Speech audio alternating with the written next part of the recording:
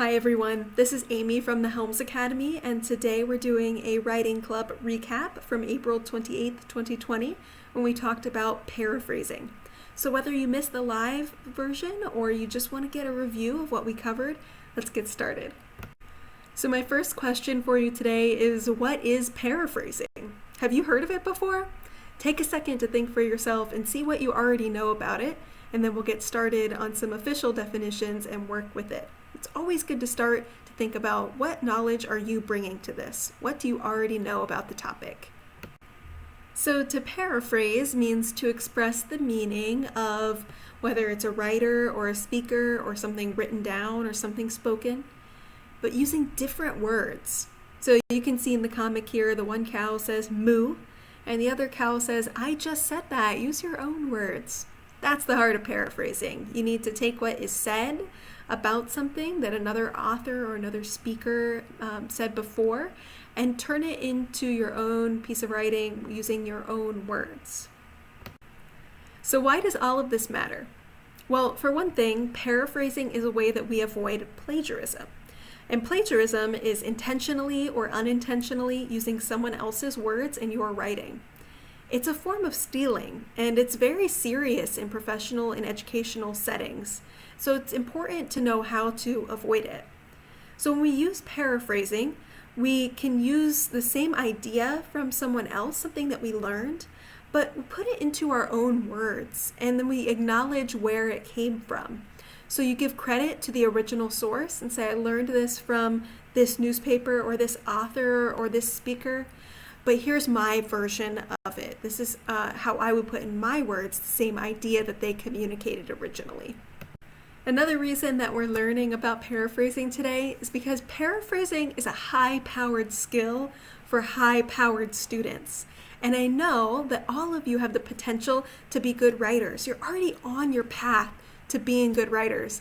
And so that's why we're working on these skills in Writing Club, is to make sure that you're taking your writing from wherever you are now up to the next level.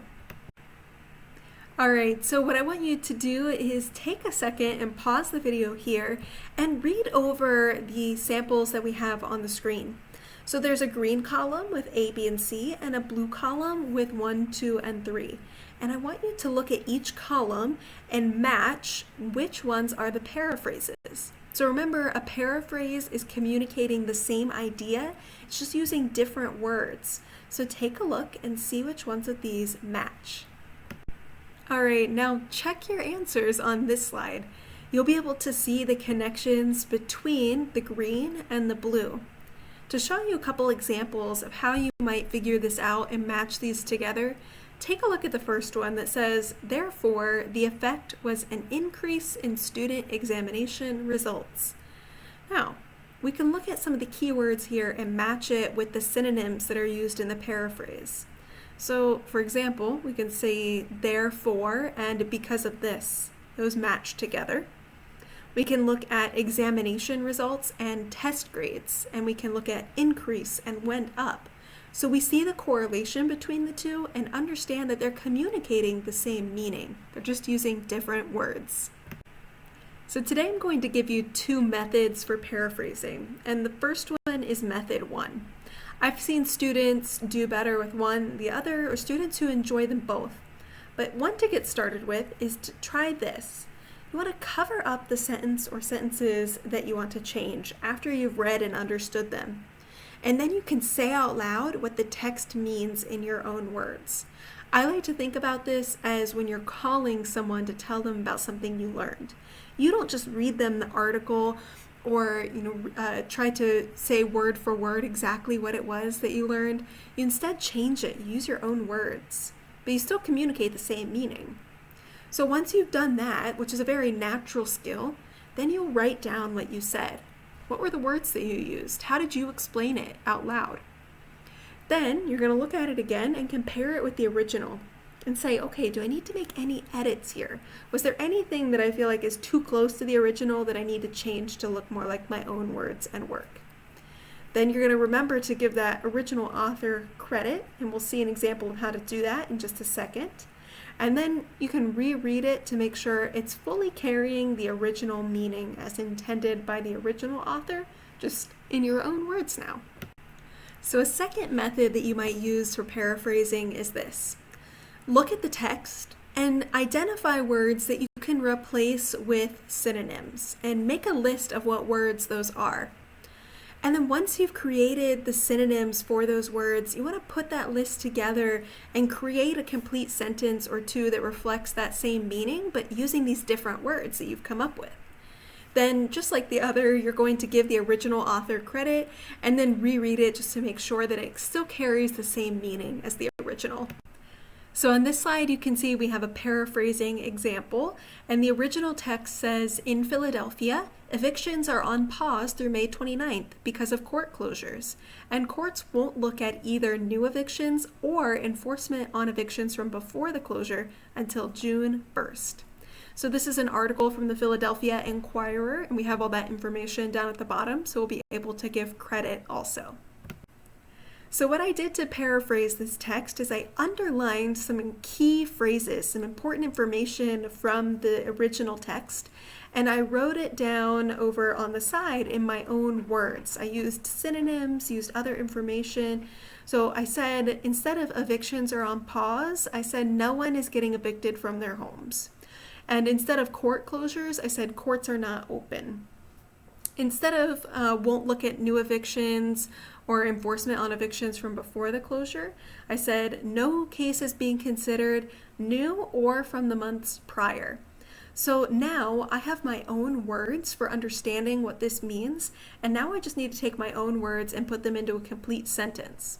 Now, over in the original, you'll also see some words that are in green. You see Philadelphia, May 29th, and June 1st. These are things that we can't paraphrase. A date does not paraphrase. There's not another way to say a month and day. Or in Philadelphia is a place. So we don't necessarily need to paraphrase that information. That can stay the same. We can use those same words in our paraphrased version. So now let's look at the full paraphrase. I've started with according to Nick Vadala because he's the author of this article. So I want to make sure that his credit is there in the beginning. So according to Nick Vadala of the Philadelphia Inquirer, no one is getting evicted from their home in Philadelphia until at least June 1st.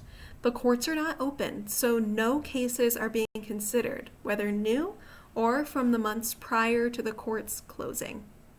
This is a complete paraphrase. It's communicating the same idea as the original, but I'm using my own words to communicate that idea and just giving credit to where I learned it from. Let's take a look at one more example. What I've done here is underline some of the key phrases that you might be able to paraphrase.